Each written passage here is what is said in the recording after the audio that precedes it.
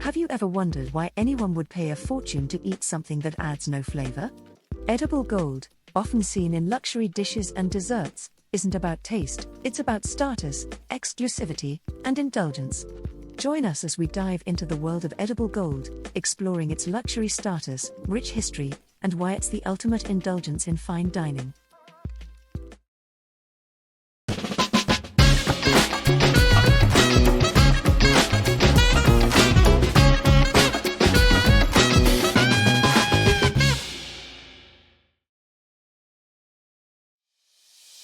The use of gold in rituals and medicine.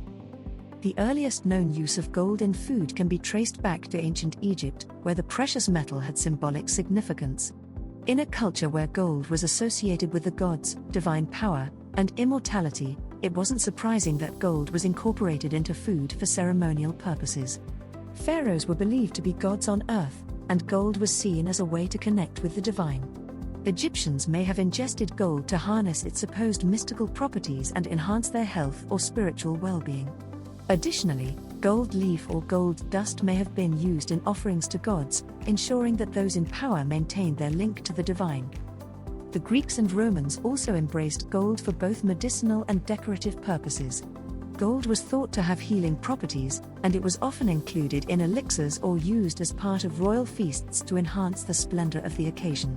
Roman Emperor Nero, known for his indulgence in luxury, is said to have eaten gold to improve his complexion and preserve his health.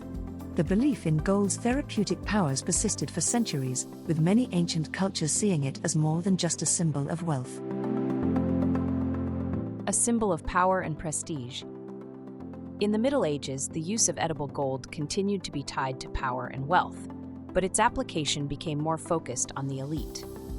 The practice of using gold to decorate food spread throughout Europe, especially among royalty and nobility.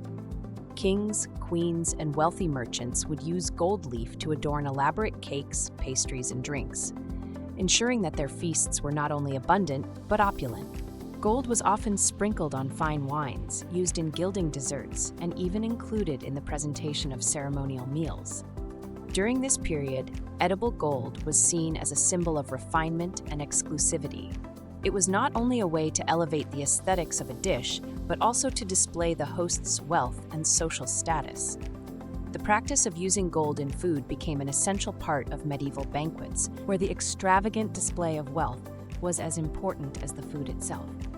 Because gold was rare and expensive, it was a marker of prestige that only the wealthiest could afford.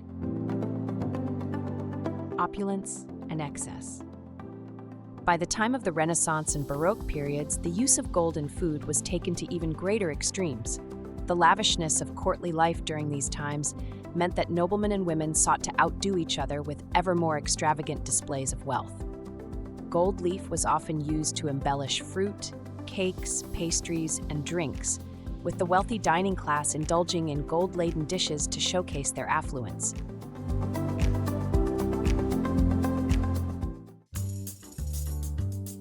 This period also marked the beginning of a more refined approach to culinary presentation, with chefs and cooks experimenting with new ways to integrate gold into their dishes. Gold was used to accentuate delicate sweets, gild goblets of wine, and highlight ornate desserts. But beyond the ornamental, gold was also considered to have curative properties during the Renaissance, as it was believed to enhance vitality and extend life.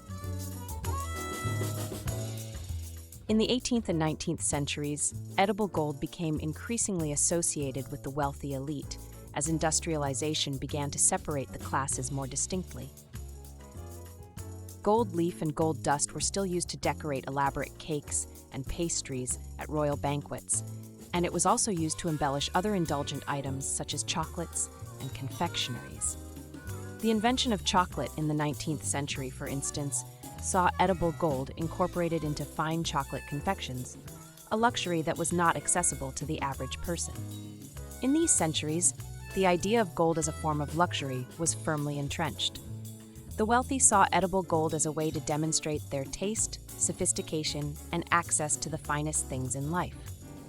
Whether it was used to decorate a delicate piece of cake or dusted onto a glass of champagne, the inclusion of gold in food was a clear signal of opulence and extravagance. The resurgence of edible gold in fine dining. Though the use of edible gold fell out of common practice for much of the 20th century, the last few decades have witnessed its resurgence. In the 1980s and 1990s, as global economies became more interconnected, luxury food items like caviar, foie gras, and truffles began to appear in upscale dining establishments. The use of edible gold came back into fashion as chefs and restaurateurs sought new ways to differentiate their menus and create unforgettable dining experiences for the elite. In the modern era, edible gold is most commonly used in high-end restaurants and luxury food products. Gold leaf is delicately applied to desserts, cocktails, and even sushi, elevating ordinary ingredients into something extraordinary. Gold flakes are also used in chocolates, ice creams, and gourmet drinks, turning them into extravagant offerings. The rise of food as an art form and the increasing demand for visually stunning experiences have made edible gold an appealing option for chefs who want to add a touch of luxury to their creations. One of the most famous examples of edible gold in the modern era is the gold leaf steak, served at high-end restaurants. Chefs wrap perfectly cooked steaks in thin sheets of gold leaf, giving the dish a rich, glamorous appearance. These dishes have become symbols of indulgence, drawing wealthy clientele looking for an unforgettable culinary experience. The question arises, why do people pay exorbitant amounts for food containing edible gold? After all, gold itself has no taste and does not enhance the flavor of food in any way. The answer lies in the symbolism and status associated with the metal. Edible gold is primarily seen as a symbol of wealth, luxury, and exclusivity. In a world where dining experiences are often as much about social status as they are about the food itself, edible gold provides a way to showcase one's opulence. The use of gold in food elevates the experience, transforming a simple dish into something extraordinary and noteworthy. It's a statement of indulgence and extravagance, a way to say I can afford the best. Moreover, eating edible gold taps into the human desire for something rare and exclusive. In the same way that a rare bottle of wine or a specially sourced ingredient adds value to a meal, the use of gold in food gives diners a sense of being part of an elite group who can afford to enjoy such opulence. In a broader sense, the phenomenon of paying a fortune for edible gold also reflects our culture's fascination with luxury and status. People are often willing to pay more for experiences or products that offer a sense of rarity, uniqueness, and luxury. The extravagance of edible gold, though unnecessary from a culinary standpoint, becomes part of the experience itself, making it one of the most expensive and sought-after indulgences in fine dining. Edible gold may have originated as a means of connecting with the divine, but today it serves as a symbol of wealth, prestige, and luxury. Its use in food is both an aesthetic choice and a statement of exclusivity. Whether it's used to adorn a cake, garnish a cocktail, or enhance the appearance of a gourmet meal, edible gold is more about the experience and the statement it makes than about any tangible benefit to the dish itself. Thanks for joining our golden journey. Don't forget to like, subscribe, and share the love. If you want more edible gold tips and tricks, let us know in the comments. Stay tuned for more sparkle and shine. Until next time.